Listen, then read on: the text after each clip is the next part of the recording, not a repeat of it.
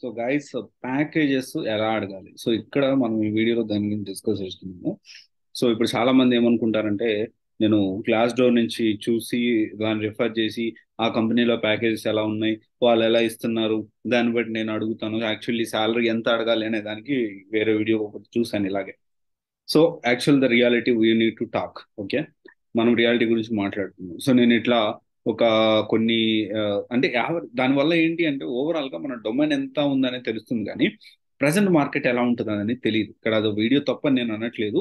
ఇక్కడ ఏంటి అంటే శాలరీ ఎంత అడగాలి, సో ఇక్కడ ఏంటి అంటే ప్యాకేజెస్ అనేది ఎలా అడగాలి అనే దానికన్నా ముందు ఫస్ట్ మనం ఏం చేయాలి అంటే, ఇప్పుడు మనము డొమైన్ టు డొమైన్ సాఫ్ట్వేర్ అనేది కంపెనీ చేంజ్ అవ్వడం, ఇప్పుడు ఒక సాఫ్ట్వేర్ ఐటీ ఒక దాంట్లో డొమైన్ లో వర్క్ చేస్తున్నాము. ఇప్పుడు మనం కంపెనీ మారడం అనేది రైట్ టైమా కాదనేది మనం అర్థం చేసుకోవాలి. సో ఇప్పుడు రైట్ టైం కాకుండా నేను హడావుడిగా నాకు హై హై ప్యాకేజ్ కావాలి, ఎక్కువ శాలరీ నేను ఎక్స్పెక్ట్ చేస్తున్నాను, నేను చేంజ్ అవ్వచ్చు అంటే అలాంటి పరిస్థితి లేదు. సో ఇది మనం అర్థం చేసుకోవాలి.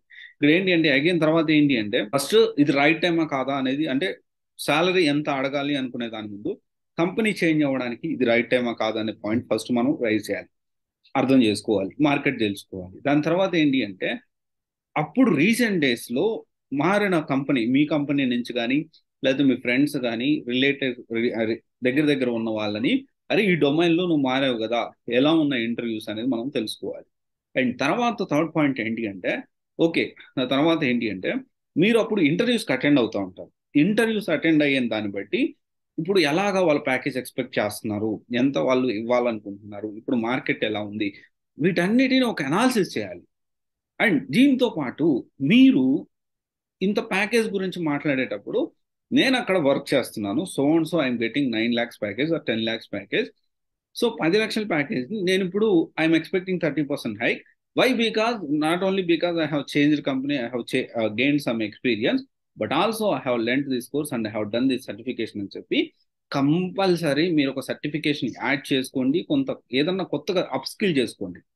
డెఫినెట్లీ కంపెనీ టు కంపెనీ మారేటప్పుడు కనీసం అప్ స్కిల్ చేసుకోండి. ఇవన్నీ మనం కన్సిడర్ చేసుకోవాలి. అంతేగాని వాళ్ళ దాంట్లో ప్యాకేజ్ చెక్ చేసి గ్లాస్ డోర్లోనో ఇంకా వేరే వేరే చాలా ఉంటాయి, ఇవి ఈ మధ్య వస్తూ ఉన్నాయి. సో దానికి సంబంధించి అంటే ఆల్రెడీ ఆ కంపెనీలో వర్క్ చేసిన వాళ్ళు ఇంత ప్యాకేజ్ ఓకే ఐఎమ్ సాటిస్ఫైడ్, ఈ రోల్కి ఇంత package okay I'm satisfied.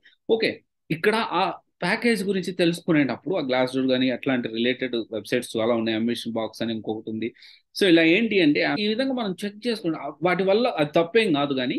And దాని వల్ల ఏంటి అంటే మనకి ఓవరాల్ గా మన డొమైన్ ఎంత క్యాపబిలిటీ, ఎంత పర్సంటేజ్ వరకు మనకి ఎంత ప్యాకేజెస్ వరకు మనం రీచ్ అయ్యేదానికి పాసిబిలిటీస్ ఉన్నాయనేది ఒక అంచనా వేసుకోవడానికి అయితే ఖచ్చితంగా ఉపయోగపడుతుంది. అండ్ నేను ఆల్రెడీ మార్నింగ్ ఒక వీడియో చేసిన, వాళ్ళు చూడకపోతే చూడండి, ఏ డొమైన్ కి ఎంత హైక్ ఓవర్ 1 year లో ఎంత హైక్ వస్తుంది అనేది డీటెయిల్ గా వీడియో చేసిన, ఒకవేళ చూడకపోతే డెఫినెట్లీ చూడండి. సో హాయ్ గైస్, ఈ వీడియోలో మనం ఏంటి అంటే ఏ డొమైన్ కి ఇయర్ కి ఎంత హైక్ వస్తుంది.